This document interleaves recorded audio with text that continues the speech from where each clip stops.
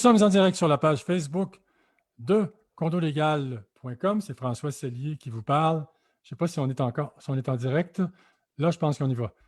Alors, nous sommes en direct sur la page Facebook. Là, ça y est, c'est vrai. Sur la page Facebook de condolégal.com. C'est François Sellier qui vous parle. Ce soir, on revient sur un sujet très controversé en copropriété depuis l'adoption du projet de loi 141 en juin 2018. C'est l'article 1074.2 du Code civil du Québec. Alors, on sait que plusieurs assureurs, au dire de certains juristes et même de plusieurs juristes, les assureurs, lorsqu'un sinistre provient d'une unité, eh bien, et que le syndicat réclame la franchise qu'il a payée au copropriétaire, entre guillemets, fautif, faut-il le prouver? Alors, l'assureur peut décider qu'il ne paye pas la franchise et le syndicat doit, pour se faire payer, ou en tout cas tenter de se faire payer, aller au tribunal. Alors, l'article 1074.2 du Code civil du Québec, disons-le gentiment, est devenu une véritable plaie pour plusieurs syndicats de copropriétaires. Et pour cause, puisque lors d'un sinistre en provenance de l'unité d'un copropriétaire, l'assureur de ce dernier pourrait ne pas payer la franchise du syndicat qui peut s'élever à 10 000, 20 000, 30 000 et même plus. Valérie me disait avant l'émission que ça peut même aller jusqu'à 100 000 $. On va en discuter, Valérie. En revanche, un syndicat qui souhaite récupérer cette franchise en tout ou en partie peut s'adresser aux tribunaux. Si le montant réclamé s'élève à 15 000 $ ou moins, il n'y a pas trop de problème en termes de coûts parce que là, on s'adresse à la Cour du Québec, division de petites créances.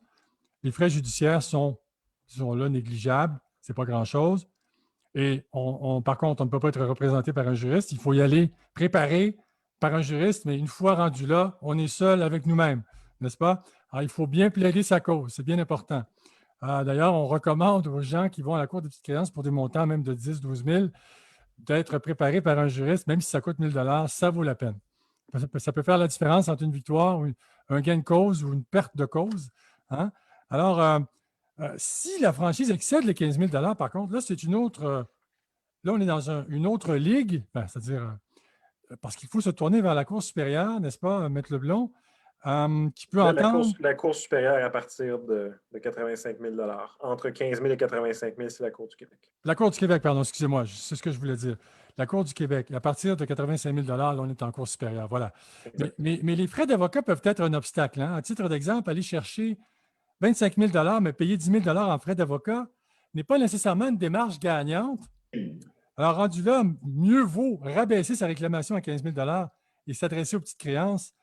En revanche, si la franchise est de 30 000, 35 000 $ et plus, alors là, ça vaut la peine de recourir au service d'un avocat parce que là, on va chercher quand même une somme importante. Par ailleurs, il faut savoir que dans certains cas, les assureurs paieront un syndicat en tout ou en partie si la démarche judiciaire est sérieuse et que le syndicat en question n'entend pas à rire.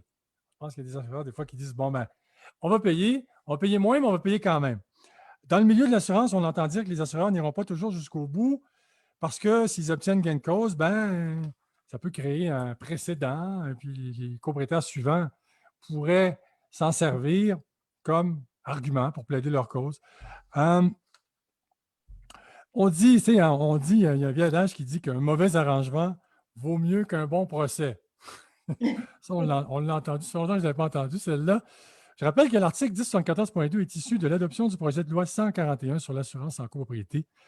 Ça a été adopté en juin 2018. Il a été amendé par le projet de loi 141, mais selon certains juristes, cet amendement n'est pas allé assez loin, si bien que la plupart des assureurs continuent d'interpréter la première version de 1074.2. Donc, pour en parler, je suis avec Maître Maxime Laflamme-Leblond, avocat au cabinet LJT. Bonsoir, Maître Leblond. Bonsoir. Valérie Couture, gestionnaire de copropriété chez Condo Stratégie. Bonsoir, Valérie. Bonsoir. Et Jonathan Charbonneau-Waldron, gestionnaire de copropriété également chez Condo Stratégie. Bonsoir. Bonsoir. Avant d'aller plus loin, j'aimerais quand même dire aux auditeurs qu'ils peuvent aller sur condolégal.com et à la page d'accueil, ils cliquent sur l'onglet assurance fiches pratiques et toutes les fiches pratiques sur les assurances s'y trouvent. assurance du syndicat, assurance des administrateurs, assurance des officiers d'assemblée, assurance du gestionnaire, fonds d'auto-assurance, on va en parler aussi, assurance du copropriétaire. Alors, on clique et on a dans chacune des fiches des sous-fiches. Amélioration, assurance des améliorations à la partie privative et les autres. Donc, ce sont des documents à consulter qui sont bien faits, qui sont précis.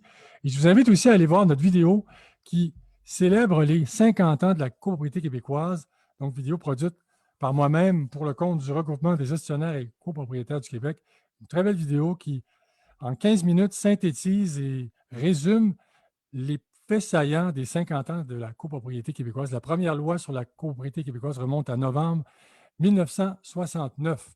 Alors, cela dit, Maître Laflamme, pour expliquer à nos auditeurs, c'est très important que nos auditeurs comprennent, la version juin 2018, projet de loi 141 dit 1074.2, les sommes engagées par le syndicat pour le paiement des franchises et la réparation du préjudice occasionné aux biens dans lesquels celui-ci a un intérêt assurable ne peuvent être recouvrés des copropriétaires autrement que leur contribution aux charges communes sous réserve des dommages et intérêts qu'il peut obtenir du copropriétaire tenu de réparer le préjudice causé par sa faute. Et là, l'adoption du projet de loi 41 en mars 2020 a ajouté ce qui est en vert ici, et dans les cas prévus au présent code, le préjudice causé par le fait ou la faute d'une autre personne ou par le fait des biens qu'il a sous sa garde. Maître Laflamme, la première question vous revient.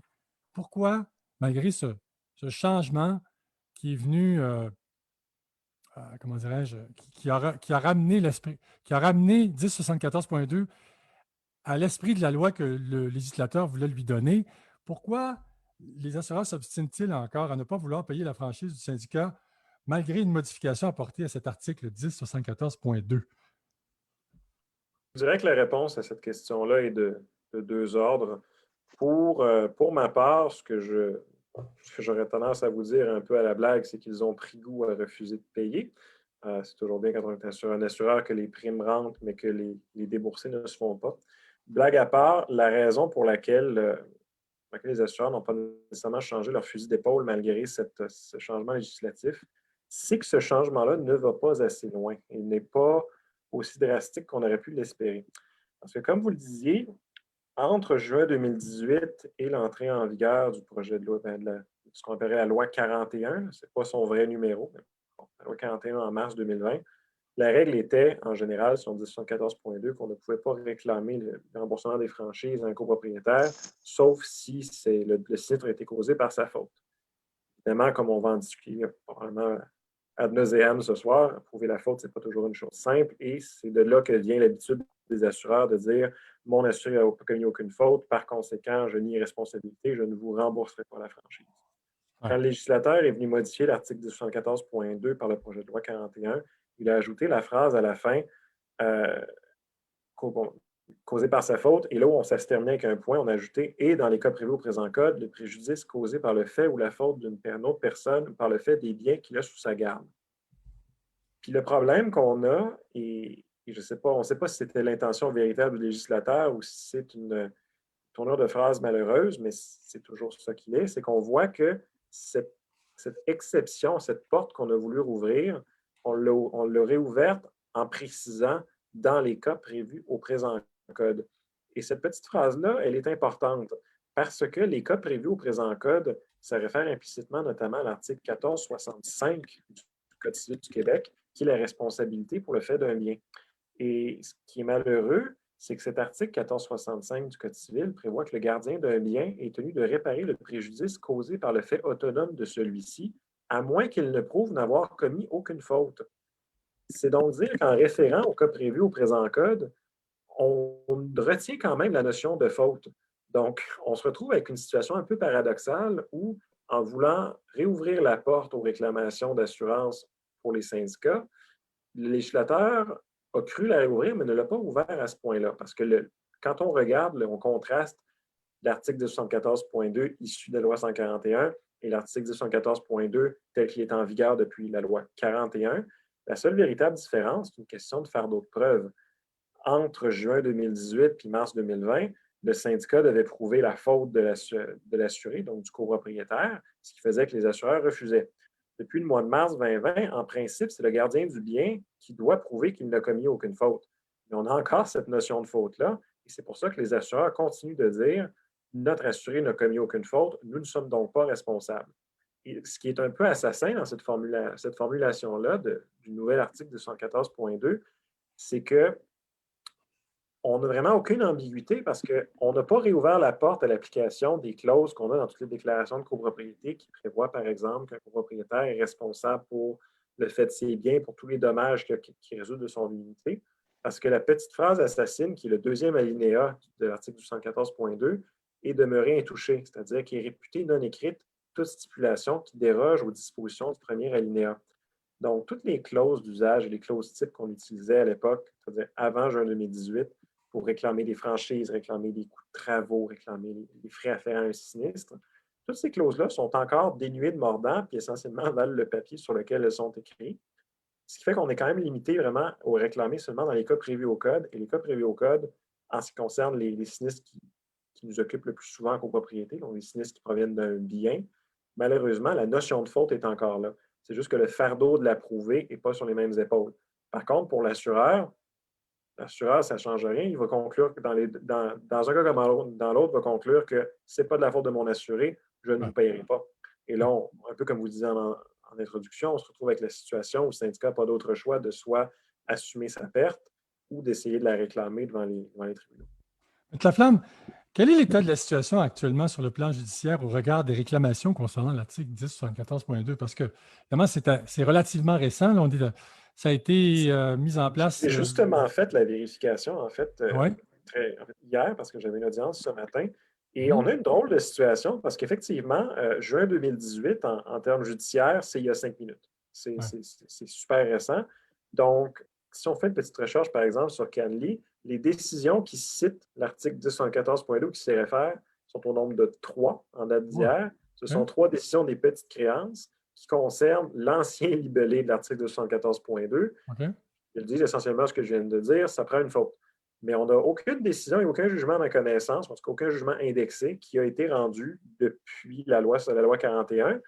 Et ce n'est pas nécessairement étonnant dans la mesure où le système judiciaire au complet a été mis sur pause avec la pandémie de COVID-19 à compter de la mi-mars, qui n'a recommencé à fonctionner véritablement que le 1er septembre. Donc, on nage encore en pleine incertitude. Maître Laflamme, les trois décisions aux petites créances, étaient-elles favorables aux assureurs ou aux syndicats? Je vais vous avouer que je ne les ai pas regardées sous cet angle-là, mais de mémoire, c'était des décisions, en fait, où c'était pas des décisions contre un assureur, c'est des décisions où un syndicat de copropriété poursuivant un copropriétaire pour réclamer la franchise. Et de mémoire, ce que les tribunaux disaient dans au moins 2 des 3 cas, c'était qu'il n'y a pas eu de preuve de faute de la part du copropriétaire, donc le syndicat ne peut pas réclamer. Parce que c'est ça qui est particulier, c'est qu'on a une relation tripartite qui est inégale.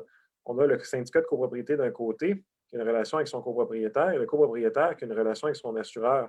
Mais ce qui arrive, c'est que quand le syndicat de copropriété réclame du copropriétaire, le copropriétaire est adressé à son assureur, qui écrit au syndicat que ce n'est pas son problème, que son assureur n'a pas commis de faute. Mais si le syndicat veut réclamer, ce n'est pas l'assureur qui s'adresse, c'est directement au copropriétaire. Donc, les assureurs ont un peu le beau jeu de dénier responsabilité, puis après ça, de plus ou moins s'en mêler. Des fois, ils vont désigner des avocats pour représenter leurs assurés en vertu du contrat d'assurance responsabilité civile, mais ça dépend beaucoup d'un assuré à l'autre. Valérie Couture, est-ce que dans les copropriétés que vous gérez, il existe des administrateurs qui ont entrepris des démarches judiciaires visant à recouvrer la franchise payée par leur syndicat? Si oui, à combien s'élèvent les montants réclamés habituellement?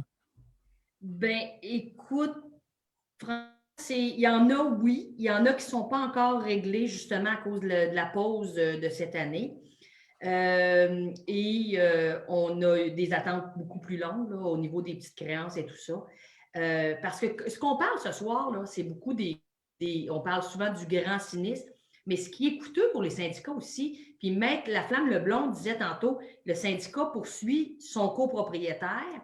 Des fois, ce n'est pas pour des gros montants, mais le syndicat, s'il y a 10 réclamations dans 2 ans de petits dégâts d'eau, de plafond ici et là, bien, facilement, il peut avoir grugé en 30 000 de réparation, tout ça. Puis quand on regarde de monter un dossier pour aller aux petites créances, là, vous l'avez dit tantôt, jeu, c'est important de le faire préparer par un juriste qui va bien nous guider. Ça, là-dessus, on est d'accord. Au niveau de la préparation, il y a un frais au niveau des juristes. Il y a un frais aussi au niveau de la firme de gestion qui va gérer le sinistre et l'intervention. Ouais. Il y a un frais probablement d'un plombier qui est venu. Il y a des frais, tout ça. Fait que, on arrive dans des frais qui sont peut-être pas extrêmement coûteux de 100 000 ou des choses comme ça, mais des frais qui font mal quand on est syndicat. Ouais. Je tiens à préciser une chose très importante. Quand que Maître Laflamme Leblanc a dit le syndicat est arrivé vers son copropriétaire, ce qu'on vit aussi, c'est lors de certaines assemblées générales où est-ce qu'on présente un montant de sinistre de 8 000 là, un copropriétaire qui lève sa main et qui dit qu'est-ce qui s'est passé, bien, c'est le bain de madame au 204 qui a coulé. Puis là, ça devient une chicane. Pourquoi tu as laissé couler? Tu sais, je veux dire, toute cette histoire-là qui fait que les assurés, les copropriétaires assurés, paient l'assurance. Et après ça, ils ne sont pas couverts au niveau d'un sinistre dans la copropriété. Ça crée des montants d'argent qui sont facturés aux copropriétaires, dont ils font partie eux-mêmes. Ça crée des insatisfactions. Ça crée un peu de chicane. Puis là, on parle de petits dossiers, tout ça, mais ce changement-là, en 2018, a fait un mal. Ouais. Et quand on dit que c'est des petits sinistres, je ne sais pas moi, des dégâts d'eau de 5 000 – 6 000 puis que la franchise est à 10 000, évidemment, le syndicat a tendance à ne pas vouloir réclamer à son assureur puis à s'arranger avec ça. Il ne peut pas, il y a 10 000. L'assureur va dire tu es en bas de ta franchise, je ne te participe pas. Qu'est-ce qu'on a mis en place pour faire ça? Moi, je ne suis pas contre la vertu du tout du fonds d'auto-assurance, mais moi, ce qui me fait plus jusqu'où on va se rendre avec ça. Parce que quand on dit un fonds d'auto-assurance, son nom le dit, je m'auto-assure comme syndicat. Ouais. Donc, je mets de l'argent dans un fonds pour m'aider à réparer des sinistres par l'eau. Ouais. Donc, oui, il faut mettre en place l'éducation au niveau des copropriétaires, mettre en place des règlements pour pénaliser ceux qui ne font pas attention. Parce que ça, c'est une autre problématique. S'il y a des gens qui sont plus ou moins respectueux du bien d'autrui, puis ça arrive à 2 reprises, ça devient, tu sais, on est dans un mode où est-ce qu'on veut mettre de l'entretien ces bâtiments, puis on doit se mettre de l'argent de côté pour réparer des plafonds, des planchers. Ouais. En passant, je rappelle à nos auditeurs que vous pouvez poser des questions à nos invités qui ont rapport avec le sujet, évidemment. Ils se feront un plaisir d'y répondre. Valérie Couture et Jonathan Charbonneau, on parlait de fonds d'auto-assurance à l'instant. Valérie, vous nous parliez de ça. Est-ce que dans vos copropriétés, plusieurs syndicats ont déjà constitué leur fonds d'auto-assurance? Constitué, la plupart, il est en cours. Nous avons quelques syndicats qui avaient déjà pris de l'avance. Moi, j'ai un syndicat à Longueuil, que ça fait déjà 5 ans qu'il avait commencé à se faire un fonds d'auto-assurance. Eux autres, il n'y avait jamais entendu de ça. Ça, c'est une classe à part dans le sens où les gens n'étaient pas là. Mais tous nos syndicats chez Condo Stratégiste sont dans le budget, a déjà été démarré pour ça. Malheureusement, il y en a qui ont déjà touché à ce fonds d'auto-assurance-là, donc il faut qu'ils continuent d'une façon supplémentaire parce que quand on a commencé à puiser dans le fonds d'auto-assurance, la loi nous demande de rembourser ça. Et là, on est dans un scénario où est-ce qu'on cotise sur des montants. Considérant que le domaine de l'assurance est tellement difficile, c'est que nos syndicats ne savent pas si l'année prochaine, ça ne va pas changer pour doubler ou autre chose. Ouais. Donc, oui, nos syndicats sont tous en cours. Il y en a qui l'ont fait. Et il y en a même qui ont décidé d'en mettre un peu plus parce qu'ils veulent se prendre en avance s'il arrive des réclamations. Je rappelle aux gens qui nous écoutent que le fonds d'auto-assurance entrera en vigueur le 15 avril 2022. Et à partir de cette date, les syndicats auront 2 ans pour le constituer. Et s'ils pigent dedans au cours de ces 2 années, ils auront 2 années additionnelles, si j'ai bien compris, pour le combler de nouveau. C'est ça? Oui. Voilà. Jonathan, est-ce que dans les copropriétés que vous gérez, il y en a des syndicats qui ont leur fonds d'auto-assurance aussi ou qui sont en voie de le constituer, de le créer? Je suis un peu dans la même situation que Valérie, où la majorité de mes syndicats sont en cours d'établir leur fonds d'auto-assurance. Ouais. Mais une chose que je pense qu'il faut se souvenir, que oui, le fonds d'auto-assurance va garantir qu'il y a un montant là pour réparer ces sinistres-là. Ça, c'est une bonne chose. Par contre, cet argent-là vient des copropriétaires.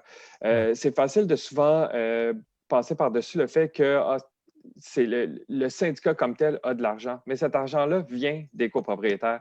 Donc, c'est sûr que s'il y a plusieurs petits sinistres à réparer, où les coûts de réparation sont sous la franchise. On a donné l'exemple tout à l'heure de quelques dégâts d'eau, peut-être à 4 000 $ chaque, mais il y en a plusieurs au cours de quelques mois.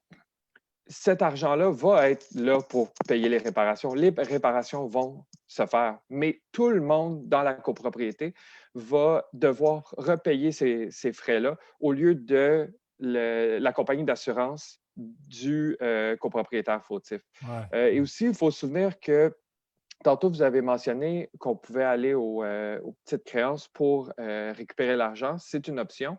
Par contre, les frais, même s'ils sont minimes, sont pareils pour une grosse ou une petite copropriété. Donc, des frais de peut-être 1 000 $ pour le juriste pour le dossier, de quelques centaines de dollars de préparation exactement. Pour un syndicat qui comporte 150 ou 200 condominiums, ce n'est pas vraiment important. Mais pour un syndicat de 4 ou 6 ou 8 copropriétés, si ça se répète plusieurs fois par année, ça peut devenir des sommes très importantes pour ces copropriétaires-là. Et comme j'ai dit, ils vont devoir payer ces frais-là à un moment donné. Maître Laflamme-Leblond, on vient de parler des syndicats qui réparent leurs dégâts d'eau, par exemple, eux-mêmes, parce que le dégât coûte 6 000 $ en réparation et leur franchise est 10 000. Mais si le syndicat ne réclame pas à son assureur, est-ce que c'est dire que si le syndicat ne réclame pas ou ne déclare pas le sinistre, il ne peut pas le réclamer, il ne peut pas réclamer la franchise au propriétaire par la suite. Il doit absolument réclamer pour pouvoir ensuite demander au propriétaire de payer la franchise. C'est bien ce que j'ai compris? Oui, c'est ça. En fait, la règle est posée par l'article 1074.1 du Code civil du Québec qui prévoit que lorsque survient un sinistre mettant en jeu la garantie prévue par un contrat d'assurance de biens que souscrit par le syndicat et que celui-ci décide de ne pas se prévaloir de cette assurance, il doit, avec diligence, voir à la réparation des dommages causés aux biens assurés, ce qui va de soi. Par contre, le petit deuxième alinéa de cet article 1074.1 qui vient un peu attacher les mains du syndicat, étant donné qu'il les prévoit que le syndicat qui ne se prévaut pas d'une assurance ne peut poursuivre les personnes suivantes pour les dommages pour lesquels autrement il aurait été indemnisé par cette assurance. Et dans la liste des personnes, on a numéro 1, un copropriétaire, numéro 2, une personne qui fait partie de la maison d'un copropriétaire, puis numéro 3, une personne à laquelle le syndicat est tenu de souscrire une assurance en couvrant la responsabilité. Donc, on parle ici des administrateurs. La difficulté qu'on a, c'est que quand votre franchise est très haute, dans les faits, ça ne vous donne rien de réclamer parce que l'assureur va vous demander qu'est-ce que vous faites, vous ne pourrez pas être indemnisé. Donc, si votre franchise est si haute que vous ne pouvez réclamer, vous devez supporter de votre poche les frais des réparations. Vous pouvez, après ça, essayer de les réclamer au copropriétaire, mais encore là, on revient au fameux débat de la faute. Puis inversement, si vous auriez pu être indemnisé par votre compagnie d'assurance, mais vous avez choisi de ne pas présenter de réclamation, il y a des raisons valables pour décider de ne pas le faire d'ailleurs. Si par exemple, vous savez que votre dossier d'assurance est un peu précaire, puis vous avez 6 000 $ de dommages pour une franchise de 5 000, essentiellement, votre question, c'est est-ce que le jeu en vaut la chandelle? C'est-à-dire, si j'ai une franchise de 5 000, est-ce que le 1 000 $ que je vais aller chercher vaut la peine de risquer le non-renouvellement de ma police d'assurance? Souvent, la réponse sera non. Si ce n'est pas le non-renouvellement, l'augmentation des primes. Et si vous choisissez de ne pas faire affaire avec la compagnie d'assurance, l'argent qui va sortir de vos poches pour les réparations, parce que vous allez devoir faire les réparations, l'article 214.1, cet argent-là sort de vos poches. Et là, faute ou pas faute, vous ne pouvez tout simplement pas le réclamer au copropriétaire. Ouais. On parlait tout à l'heure des petits... Est-ce que je peux me permettre d'ajouter quelque chose? chose? Allez-y. Puis, ce que Maître Laflamme-Leblond vient de dire, c'est exactement là où le dommage se fait. Parce que François, depuis le début de la rencontre ce soir, vous dites 10 000, et on s'entend 10 000, c'est plus une franchise élevée maintenant. Là. Non. On parle de du 25 000 facile. Puis, dans des copropriétés un peu plus grosses, on parle de 50 et 100 000. Puis 50, ça va bien. Là. Donc, on arrive avec un méchant problème qui ne se règle pas parce que, comme on s'est dit, quand c'est un gros sinistre, là, on dirait qu'il se pose des questions, puis c'est majeur, puis tout roule bon train. Mais quand c'est en bas de ça, c'est qu'on peut gruger de l'argent beaucoup, beaucoup. Et l'exemple de Maître Laflamme-Leblond est bon. J'ai un sinistre d'un déductible de 5 000, puis j'ai mon sinistre de 6 000. Je suis aussi bien de parce que l'augmentation de mes primes des années suivantes, je vais le payer 4 fois. Donc, on vient où est-ce que on tourne en rond, on ne sait plus où gagner la bonne solution. Il y a plusieurs syndicats de copropriétaires, Valérie et Jonathan, et même Maître Leblond aussi, ceux-là qui doivent éponger des petits dégâts d'eau à répétition de 5 000 $, 6 000 $, à un certain moment, l'argent vient à manquer, non? Bien, c'est ce que Jonathan disait tantôt. C'est que ce qui est sûr en copropriété, c'est qu'on sait où aller chercher l'argent. On est comme gouvernement, on va aller chercher l'argent dans les poches des citoyens quand il faut. Donc, les copropriétaires vont devoir parler, placer au budget un montant du fonds d'auto-assurance. Et s'il y a lieu, il pourrait même penser à avoir un montant supplémentaire pour la gestion des sinistres. Parce que, je veux dire, un sinistre, il faut s'en occuper. Il faut réagir. Quand on est dans des syndicats un peu plus grands, il faut déplacer quelqu'un, soir d'ennui, réclamation par la suite, voir est-ce qu'il y a eu qu'est-ce qu'il y a de besoin comme travaux. Est-ce que c'est un dégât d'eau de plomberie? Faire venir un plombier, vérifier si c'est bien réparé avant de réparer le plan. J'en ai eu un dossier avec Maître Papineau, le collègue de Maître Laflamme, sur ça. Donc, tu sais, ça demande plein de choses qui fait qu'au bout du compte, on arrive avec à peine rien qui a coûté 4 000 $. C'est difficile. Les copropriétaires vont tous participer à ça et l'argent qui s'en va en sinistre ne s'en va pas sur l'entretien du bâtiment. Ouais. Maître Laflamme, Leblond, un commentaire d'un auditeur. On n'est pas obligé de réclamer pour le sinistre à son assureur, mais on est obligé de le déclarer. Oui. Même si on ne fait que le déclarer, c'est une mauvaise note à notre dossier, n'est-ce pas? Oui, on en discutait avant le début justement de notre web radio. C'est un peu, vous me pardonnerez mon latin, là, le catch-22 de l'assurance. Si vous le déclarez, vous pouvez ça risque de faire une tâche sur votre dossier d'assurance. Et donc, si vous le déclarez, ça se peut que vos prêts augmentent ou même que vous ayez un non-renouvellement d'assurance, même si vous n'avez pas réclamé. Mais inversement, si vous ne le déclarez pas, puis qu'il se souvient d'un autre problème, puis que lui, vous réclamez, l'assureur va peut-être vous dire mais vous avez déjà eu le même problème, puis vous ne me l'avez pas déclaré. Donc, je refuse d'assurer en vertu du fait que vous ne m'avez pas déclaré l'aggravation du risque, la survenance d'un sinistre. Donc, que vous le fassiez ou que vous ne le fassiez pas, vous vous mettez dans le trouble. C'est ça qui est un peu dommage parce que dans la relation assureur-assuré, c'est particulièrement notable de tous les contrats au Code civil du Québec, la relation assureur-assuré, c'est vraiment une partie qui a définitivement le gros bout du bâton. C'est pas l'assuré, là. Oui. Puis l'autre donnée, c'est qu'on peut perdre l'assureur. Parce que si on déclare sans réclamer, à un moment donné, au bout de 2 sinistres, il y a des compagnies d'assurance qui éteignent la lumière, c'est fini. On met la switch à off en bon français, on éteint la lumière. Au revoir, on ne vous renouvelle pas le contrat. On voit ça souvent, n'est-ce pas, Valérie Couture, Jonathan Charbonneau? Bien, certainement. Souvent, non, mais on voit ça dans quelques situations et c'est déjà trop. Nous, on a un syndicat, 82 unités. Dans 5 ans, ils ont réclamé ils ont avisé l'assureur 3 fois, dont 2 sans réclamation, c'est-à-dire dont 1 sans réclamation et les 2 autres avec une réclamation. Et c'est un syndicat qui avait eu un litige avec le promoteur de l'époque, puis des coudes de gicleurs qui cédaient, tout ça. On a toujours réparé pour ce problème. Il arrive 2 locataires dans une unité, font 2 dégâts d'eau. Les 2 dégâts d'eau sont causés par le même locataire et on perd l'assurance du syndicat à cause de ça.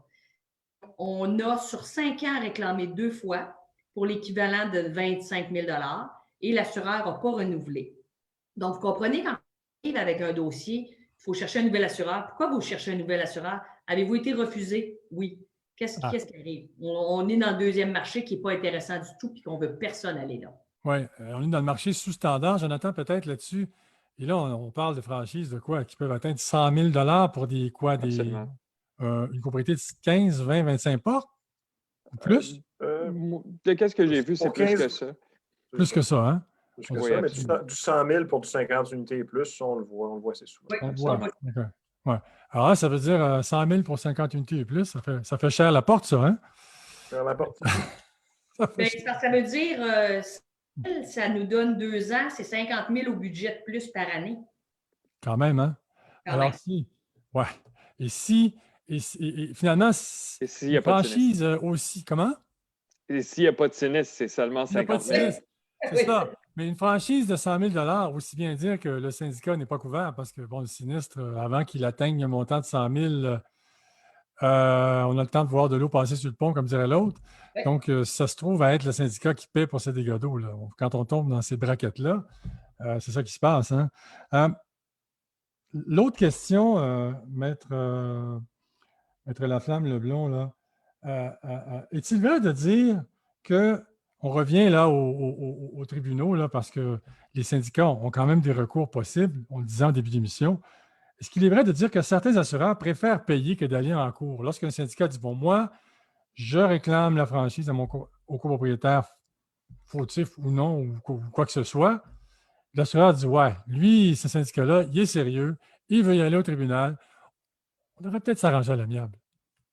C'est pas, je vous dirais que ça arrive, mais ce que l'assureur va évaluer, ce n'est pas le sérieux du syndicat, c'est plutôt le sérieux de sa réclamation. OK. Parce que l'assureur va devoir sous-peser, est-ce que j'ai un dossier où je suis à ce point convaincu que je suis capable de prouver l'absence de faute de mon client, mon assuré, pour que ça vaille la peine d'aller me battre? Parce que ça va dépendre aussi de l'assureur. Parce que si je prends, par exemple, l'assureur Intact. Intact a un contentieux, qui est le cabinet WLP Avocat, qui embauche une tonne d'avocats qui sont désignés et qui sont assignés au dossier de leurs assurés. Donc, ils ont leur propre contentieux. Les avocats de ce contentieux-là, sur ma compréhension, sont payés le même prix, peu importe le dossier le nombre de dossiers qu'ils font chaque année. Par contre, si on prend un avocat, un assureur de plus petite taille comme pour la promutuelle, ça arrive qu'eux autres, ils vont désigner un avocat en pratique privée, vont le mandater pour représenter un assuré. Et ça, c'est quand même des frais importants. Donc, avant d'embaucher ces frais-là, l'assureur doit d'abord regarder le dossier et voir quelles sont mes chances de vraiment défendre mon assuré. Puis s'il pense qu'il y a une chance que le syndicat ait une gain de cause, il va généralement être plus porté à essayer de régler le dossier. Donc, on a vraiment, selon les circonstances de chaque dossier, mais également selon l'assureur en question, des réactions qui sont tout à fait différentes. Parce que, par exemple, dans un de mes dossiers pour une copropriété, j'ai 2 réclamations qui sont en tout point identiques, mais j'ai 2 assureurs différents. J'ai Wawanesa d'un côté, puis j'en ai, je pense, c'est le personnel de l'autre. Je ne vous dirai pas lequel est lequel, mais j'ai un des deux qui, sur réception de la mise en demeure, m'a signé un chèque, puis l'autre, on s'enligne pour aller à la cour. Exactement les mêmes faits. Mais il y en a un qui a analysé le dossier de manière différente par rapport à l'autre, qui estimait que la faute de son client était plus ou moins présente. Donc, c'est très difficile à prévoir, mais je vous dirais que dans le cadre de ma pratique, bon, c'est des statistiques ça vaut ce que ça vaut, c'est très général, puis c'est vrai seulement dans les limites de mon carré de sable. Là. Il y a peut-être un 25 de ces réclamations-là où l'assureur nous signe un chèque. Le reste, je prends souvent des procédures, puis en procédure, il y a peut-être la moitié qui finissent par se régler par un règlement pour un montant partiel. Le reste semble s'enligner pour un jugement. Mais je vous dis ça, puis on n'a pas encore eu de procès dans aucun de ces dossiers-là, parce que 1074.2 est encore très récent. Je n'ai pas un dossier qui s'est encore rendu vraiment à l'étape du procès. Est-ce que ça va se régler d'ici là? Personnellement, je le souhaite pour mon client, mais est-ce que ça va prendre un jugement pour venir trancher la question? Probablement une couple de dossiers que la réponse va être oui. Puis, quand l'assureur décide de payer avant de judiciariser le dossier, là, comme on dit, comme on entend souvent depuis longtemps, mieux vaut un mauvais règlement qu'un bon procès. Si le syndicat obtient 50 60 de la somme, c'est bien, non? Je vous dirais que généralement, puis ça dépend vraiment du milieu, là, mais en copropriété, moi, ce que j'ai mes clients, c'est si vous allez obtenir 70 c'est que vous avez fait un extraordinaire règlement. Okay. 60 c'est très bon, 50 c'est encore très correct. Évidemment, ça dépend. C'est ça, mais évidemment, ça dépend des montants. Si on parle de 50 de 30 000, ça va. Si on parle de 50 de millions, c'est une autre paire de manches. Là. On n'est pas dans la même braquette. Jonathan, ça va dépendre aussi des faits de ton dossier. Si tu as un dossier plus faible, accepte 50 Si tu as un dossier très fort, tu peux pousser jusqu'à 70 Jonathan, Valérie, en tant que gestionnaire de copropriété, votre travail consiste notamment à prendre en charge les dossiers que les administrateurs vous confient. Est-ce qu'on vous confie souvent ces dossiers-là de démarche au tribunal pour réclamer la franchise? à un copropriétaire? Est-ce que vous. Si c'est oui, quel est le mode, comment vous procédez? Parce qu'on voudrait expliquer à nos auditeurs aussi comment faire, comment on doit faire là, quand on veut réclamer. C'est beau, c'est bien beau de le dire, mais quelles sont les, quelles sont les procédures, quelles sont les étapes à suivre lorsqu'on réclame, lorsque En c'est ce fait, qui réclame? je vais laisser après Jonathan vous expliquer un peu les étapes que ça regroupe. Mais partout où nous sommes en gestion dans nos syndicats, on s'occupe du dégât d'eau. Donc, on s'occupe de l'intervention sur le site 24 heures sur 24 et on s'occupe par la suite de s'assurer que c'est mineur, il y a une petite réparation, y a-t-il un plombier qui doit être passé. Là, on parle beaucoup de plomberie parce que c'est le dommage par l'eau qui est touché là, ce soir, mais on s'occupe de A à Z. Mais la problématique que nous avons, c'est la méconnaissance de ce que nous parlons ce soir par les administrateurs, de comprendre que c'est une bataille très complexe et que le syndicat ne s'en sortira pas gagnant toujours ou souvent.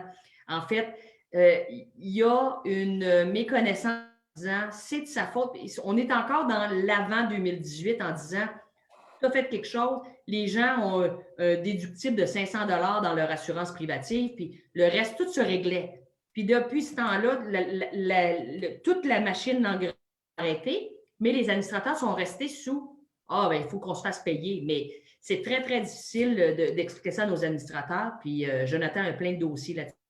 Oui, Jonathan, alors là, on part de loin quand on doit expliquer aux administrateurs qu'on peut réclamer la franchise au copropriétaire. On part de loin, là. Absolument. Donc, quand il y a un sinistre qui arrive, comme Valérie a dit, nous, on prend en charge les réparations. On s'assure que ce côté-là est bien fait et fait rapidement. Par contre, une fois que les travaux sont terminés, les factures sont payées, c'est là qu'on se tourne aux administrateurs et souvent, c'est là qu'ils vont nous dire, comme Valérie a dit, il faut aller réclamer au fautif. L'eau a coulé de l'appartement 12, donc on va voir l'appartement 12, on va chercher le montant total des factures et c'est réglé. Eux autres, dans leur tête, la job est finie, nous, on va s'occuper de tout. Qu'est-ce qui est difficile rendu là? C'est qu'il faut déterminer, comme Maître Laflamme a dit, c'est quoi qui constitue la faute du copropriétaire. Donc, des fois, on se présente sur place pendant le sinistre et on ne trouve pas de fuite d'eau. Donc, on va présumer que c'est la toilette qui a bouché et qui a déversé, l'eau s'est rendue en bas, mais le temps qu'on se rende, le dégât a été nettoyé, Ouais. le sol est sec et le copropriétaire ou, dans certains cas, le locataire va nous dire il n'y a pas de problème ici, il n'y a jamais eu de dégâts, je ne sais pas de quoi vous parlez. Ça peut aller dans d'autres directions aussi, ou si c'est un tuyau qui brise ou quelque chose qui était derrière le mur que personne pourrait savoir qu'il était sur le bord de briser. Donc, une fois qu'on a ça, on peut envoyer une mise en demeure par l'entremise d'un avocat.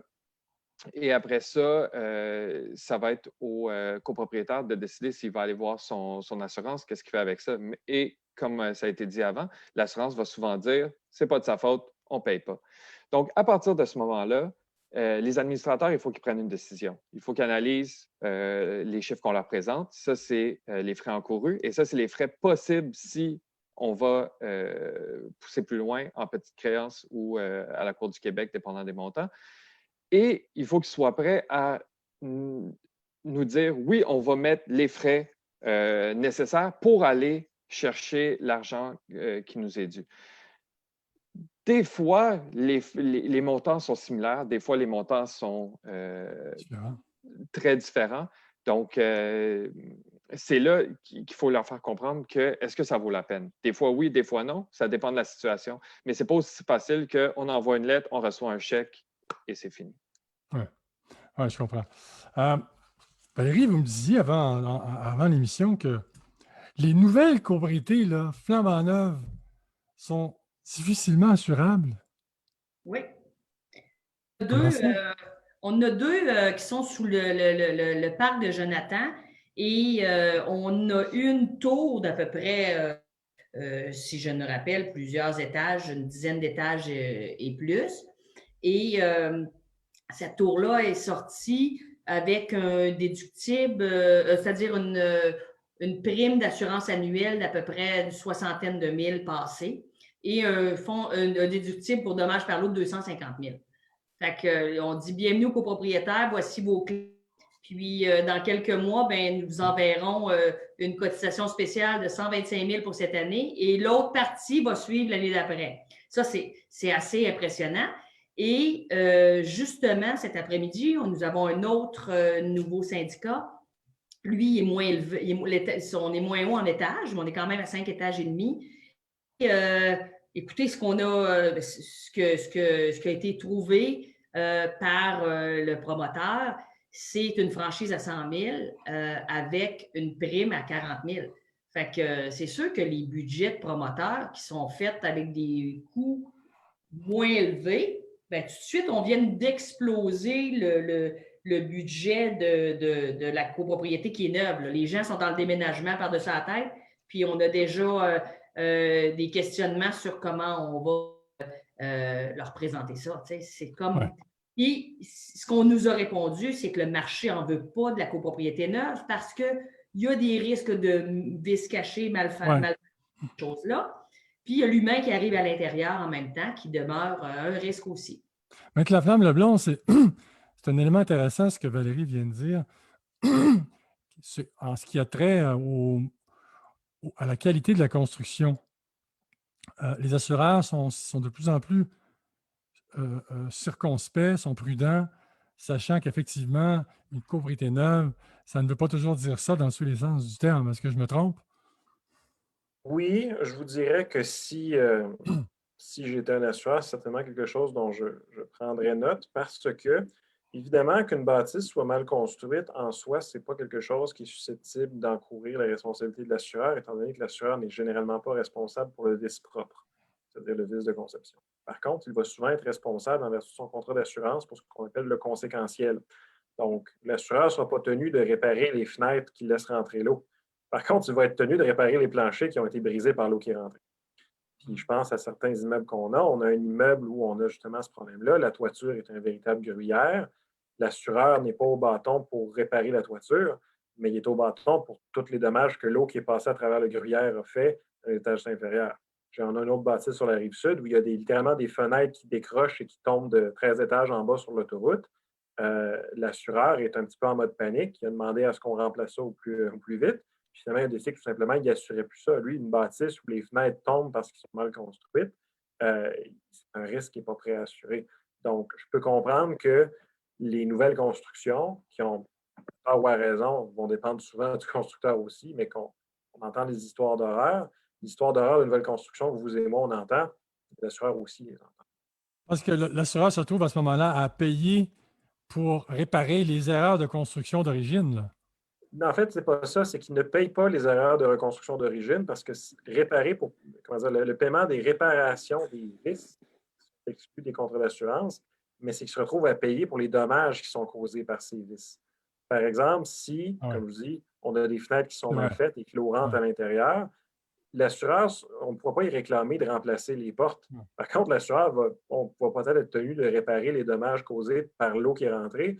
L'assureur va peut-être se retourner dans son syndicat et dire écoute, si toutes ces portes-là ne sont pas changées au plus sacrant, moi, je vous abandonne. Mais par le fameux, je veux dire que c'est arrivé. Là. Par la bande, ce que je voulais dire, c'est qu'effectivement, il n'est pas tenu de payer pour les fenêtres, mais il va payer pour ce que les fenêtres ont causé comme dégâts. Donc, c'est un peu. C'est ça. Puis probablement que si ça lui arrive une fois, il ne voudra pas que ça y arrive une deuxième fois. Donc, ça ne va pas être long qu'il va débarquer, étant donné que l'assureur, ce qu'il va dire, puis c'est un raisonnement qu'on comprend jusque dans un certain point, c'est quand il a été approché pour assurer l'immeuble, avoir su que les fenêtres n'étaient pas étanches, il ne l'aurait jamais assuré. Ouais. Tu sais, quand on parle de pré-réception des parties communes dans une copropriété neuve, là, on a un problème parce qu'on ne voit pas ce qu'il y a derrière les murs. Hein? Exact. Alors là, on a un problème. On peut bien dire, oui, je pré-réceptionne, j'accepte, mais ce qu'on ne voit pas. Alors là, c'est toute la notion de vice caché qui entre en ligne de compte. Ce qu'on ne voit pas devient un vice caché, même s'il se manifeste 10, 15 ans plus tard. En fait, oui. Puis il y a plus que ça, c'est que souvent, on se retrouve un peu coincé entre l'arbre et l'écorce parce que Si vous avez un immeuble neuf qui est, par exemple, sujet à un plan de garantie, vous avez une procédure qui est prévue au plan de garantie qu'il faut suivre. C'est une procédure qui est assez longue. J'ai un client, sa situation est la suivante. Il y a des vices de construction qui causent des sinistres dans l'immeuble important. L'assureur lui a envoyé une lettre en disant si tu ne répares pas tous les éléments énumérés à ma lettre d'ici à 3 mois, je vous abandonne. Mais mon client, s'il répare lui-même, il renonce à son contrat d'assurance, son contrat de garantie. Donc, il est un peu pogné entre soit qu'il va perdre son assurance, soit qu'il va perdre sa garantie. La garantie, Il va perdre de l'argent dans un cas comme de l'autre. Ouais. Il est pogné entre l'arbre et l'écorce. Puis là, la question, c'est qu'est-ce que je veux le plus? La possibilité de pouvoir me faire payer ces réparations-là par la garantie des maisons neuves ou garder mon assurance. Puis je peux vous garantir que pour monsieur, madame, tout le monde qui sont des administrateurs de copropriété, c'est tout que des casse-têtes. C'est un casse-tête qui n'est déjà pas facile pour nous en tant que professionnels qui ne font que de la copropriété à la journée longue.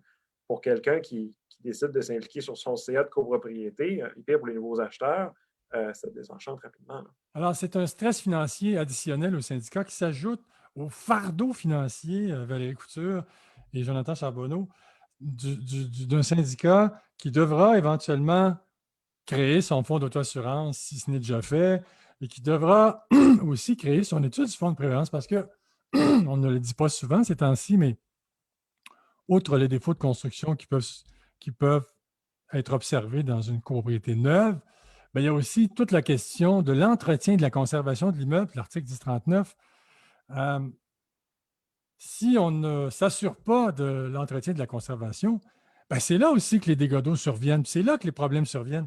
Alors là, il y a un fardeau financier et Valérie Couture, les syndicats de copropriétaires auraient intérêt à calculer maintenant ce que ça va leur coûter dans 5, 10, 15, 20, 25 ans pour remplacer les parties communes ou pour faire les travaux majeurs. Et s'ils attendent trop longtemps pour pouvoir avoir leur étude, ils vont faire la file. Là. Il va y avoir une liste d'attente. Bien, c'est sûr que dans un premier temps, juste pour aider les gens, les immeubles qu'on entretient bien ont beaucoup moins de risques d'avoir des dommages par l'eau qui ne sont pas causés par l'humain. Je pense à des infiltrations extérieures, des drains de toiture pas nettoyés, des gouttières pas nettoyées. Tout ça, c'est des choses que si les gens avaient un entretien et le respectaient, parce qu'il y a des gens qui ont des carnets d'entretien puis ils ne le respectent pas. Ils ne le respectent pas. Un carnet d'entretien, ça vient qu'un budget pour le faire suivre. Donc ça va être un casse-tête à mettre en place pour beaucoup de syndicats parce que c'est beau de sortir de l'argent pour faire ces études-là qu'on doit faire, mais il va falloir investir dans le budget des montants d'entretien augmentés pour suivre ça. Dans un deuxième temps, si les gens attendent tout que le règlement, on en parlait avec Maître Laflamme tantôt, avant le début de la rencontre, on n'a pas eu de nouvelles du règlement encore, tout ça. Les gens, il y en a qui sont « Ah, ben moi, je ne suis pas encore obligé, j'attends. » Bien, ce qui arrive, c'est qu'il y a des gens qui sont dans la copropriété aujourd'hui où est-ce qu'ils payent à peu près 10 dans leur charge commune par mois sur le fonds de prévoyance quand ils devraient en payer 75. Ils vont s'en aller tantôt puis ils vont avoir usé les parties communes sans avoir payé leur juste part. Et les autres vont tous se cotiser puis être tristes de manquer d'argent. Il ne faut pas attendre. Il faut commencer à s'organiser dès maintenant pour avoir une facilité à traverser le temps avec le syndicat de copropriété. Oui, parce qu'effectivement, vous parliez du phénomène des copropriétaires de première génération qui partent sans payer et qui laissent la facture aux copropriétaires de deuxième et troisième génération qui se retrouvent à payer des cotisations spéciales et à payer pour ceux qui n'ont pas payé avant eux. Jonathan Charbonneau, sur le fardeau financier des syndicats de copropriétaires, j'aimerais vous entendre là-dessus. Vous êtes du même avis que Valérie, je présume? Oui, absolument. Et souvent, quand un copropriétaire va acheter ou un nouveau copropriétaire qui vient d'acheter une unité où les frais de condo sont très attrayants sur papier, peut avoir une grosse surprise à une assemblée générale, surtout avec les nouveaux règlements qui viennent. Il y a beaucoup de copropriétaires qui ne sont pas au courant des changements de règlement, qui ne sont pas au courant des obligations financières que les syndicats vont avoir dans les prochaines années. Donc, dans les prochaines années, quand il va y avoir des augmentations considérables des frais de condo pour le fonds d'auto-assurance, pour le fonds de prévoyance et pour, comme on en a parlé tantôt, possiblement un fonds juste pour payer les sinistres annuels, ils vont faire le saut, absolument. On donnait l'exemple tantôt d'une nouvelle copropriété où la police d'assurance qu'ils ont réussi à trouver, elle est, on va dire, vient avec des frais qu'on considère démesurés. La facture qui va venir dans la première année pour ces copropriétaires-là, je ne pense pas qu'ils s'en attendaient quand ils ont acheté leur condo sur plan. Et quand ils ne peuvent pas payer, c'est un drame, là. Bien sûr. Certainement. Puis ça Certainement. arrive qu'ils ne peuvent pas payer. C'est pas rare, là. Ça arrive, là. Oui, et ça met un fardeau financier sur le syndicat comme tel. Et Valérie l'a mentionné tantôt, l'importance dans des situations, surtout de sinistre, quand il y a des travaux, le plombier qui vient 24 heures en plein milieu de la nuit pour faire des réparations, il faut le payer. On n'a pas le choix. Parce que s'il ne se fait pas payer, la prochaine fois qu'on l'appelle, il ne va pas venir. Et les sinistres vont s'accumuler et ils vont ça va devenir un désastre. On voit ça des syndicats qui n'ont plus les moyens de payer puis qui ne font pas réparer le sinistre, qui ne font pas réparer les dommages. Ça reste comme ça pendant 3, 4, 5, 6 mois. Est-ce qu'on voit ça? Oui, on voit ça. On voit ça parce que quand on envoie des soumissions, les opérateurs, des fois, vont dire « Ah, ça coûte trop cher, tout ça. » Tu sais, réparer un plafond, faire du plâtre, du sablage, de la peinture, là, je n'ai pas besoin de faire 3 soumissions pour savoir que 3 fois, on déplace une personne. Puis là, ces temps-ci, les déplacements des gens, tout ça, ça coûte de l'argent. Ouais. Tu sais, là, des gens retardent des travaux. Les propriétaires, eux, sont impatients. Puis je les comprends. Si tu as un trou dans la chambre de bain, c'est pas le fun. Mais des fois, il y a une pression au niveau du conseil d'administration qui n'opère pas, qui ne comprennent pas. Il ne faut pas chercher à qui est la faute. On répare parce que la mission du syndicat, c'est sa pérennité. Alors, il ne faut jamais oublier que la mission de la sauvegarde de l'immeuble. Mais il y a des administrateurs qui, par pression, disent « Ah non, c'est de sa faute, puis on va attendre que ça soit réglé. » Mais tu ne peux pas laisser un copropriétaire comme ça. Là. Il y a des discussions. Maître Laflamme-Leblond, il nous reste 8 minutes. Il nous reste 7 minutes. J'aimerais que vous nous... Lorsqu'un syndicat doit aller à la Cour du Québec, pas aux divisions de psychiatrie, mais à la Cour, à l'instance qui entend les réclamations pouvant aller jusqu'à 85 000 Oui. Comment ça se passe? Là? Quelles sont les procédures, les démarches là, à entreprendre pour un syndicat qui veut aller chercher, disons, de franchise de 42 000 Prenons cet exemple-là. Attachez votre sucre, c'est quand même un long processus. La première étape, évidemment, c'est de transmettre une lettre de mise en demeure au syndicat de transmettre une lettre de mise en demeure au copropriétaire qu'on estime fautif. Le copropriétaire, à ce moment-là, peut ou peut ne pas, c'est à son choix, là, de la transférer à son assureur. Ce qui est important de comprendre, c'est que si l'assureur signe un chèque au syndicat, tant mieux. S'il ne signe pas un chèque, ça ne veut pas nécessairement dire que son assuré, donc le copropriétaire, est libre comme l'air et n'encourt aucune responsabilité. Quand il y a une délégation de responsabilité par l'assureur, la prochaine étape, ou un refus de paiement par le copropriétaire, ça peut être l'un ou l'autre, la prochaine étape, c'est de préparer les procédures. Un syndicat de copropriété étant une personne morale, il doit être représenté par avocat. Donc, vous ne pouvez pas, en tant que syndicat de copropriété, vous représenter seul devant la cour. Ça prend absolument un avocat. Sauf si vous êtes aux petites créances. Créances, vous pouvez déléguer à l'administrateur. Mais en Cour du Québec, Cour supérieure, en tant que personne morale, vous avez besoin d'un avocat. Donc, l'avocat va pouvoir préparer vos procédures pour vous. Les procédures sont signifiées au copropriétaire défendeur. Et normalement, à compter de la signification, vous avez un délai de 6 mois pour mettre votre dossier en état, c'est-à-dire de mettre le dossier dans un état tel qu'il peut être entendu par le juge. Donc, un dossier complet. Le 6 mois est la règle qui prévaut au Code de procédure civile. Dans les faits, ça prend régulièrement plus de temps que ça, que ce soit parce qu'on a besoin de plus de temps pour faire des étapes, parce qu'on a une pandémie qui éclate au mois de mars. Ça dépend. Et normalement, une fois que le dossier est prêt, donc une fois que les défenses sont au dossier, les pièces sont au dossier, les interrogatoires ont été tenus s'il y en a, on fait ce qu'on appelle une demande d'inscription auprès de la Cour, c'est-à-dire qu'elle va nous inscrire sur le rôle. On est éventuellement convoqué au rôle provisoire. Ils nous disent, bon, voici les dates qu'on a à l'agenda, et ils vont nous donner les dates de procès en fonction des disponibilités communes des parties, surtout des disponibilités de la Cour. Dans le meilleur des mondes, entre la remise des procédures au huissier et l'obtention de date de procès, on parle difficilement de moins de 9 mois. Dans certains districts judiciaires, on parle d'au moins 1 an, même si en principe, le dossier est supposé être en état en 6 mois, étant donné que le fait d'être convoqué au rôle provisoire, c'est quelque chose qui prend quand même beaucoup de temps. Donc, normalement, si tout va bien et que vous faites votre dossier dans les délais prévus et tout ça, vous pouvez peut-être connaître vos dates de procès à peu près 1 an après avoir entrepris vos procédures. Par contre, ça ne veut pas dire que vos dates de procès vont être 1 mois plus tard. Vos dates de procès vont dépendre de la durée de procès que vous avez besoin, ce qui est déterminé entre les avocats en fonction du nombre de témoins, la durée des témoignages, la durée des contre-interrogatoires, etc., et de la complexité du dossier. Pour vous donner une idée, on commence à fixer des dates de procès en Cour du Québec. À Montréal, Cour du Québec, pour 2-3 jours, nos disponibilités nous apportent à peu près au mois de septembre l'année prochaine. Pour du 3-4 jours, on s'en va l'autre année d'après. En Cour supérieure, on est déjà pas mal rendu en novembre l'année prochaine. Wow. Alors, donc, c'est comme aussi bien dire que intenter une procédure judiciaire, le temps d'attente est aussi long qu'une chirurgie élective ou d'un jour à l'hôpital. Oui, c'est à peu près ça, mais gardons en tête que c'est aussi relativement long, petite créance.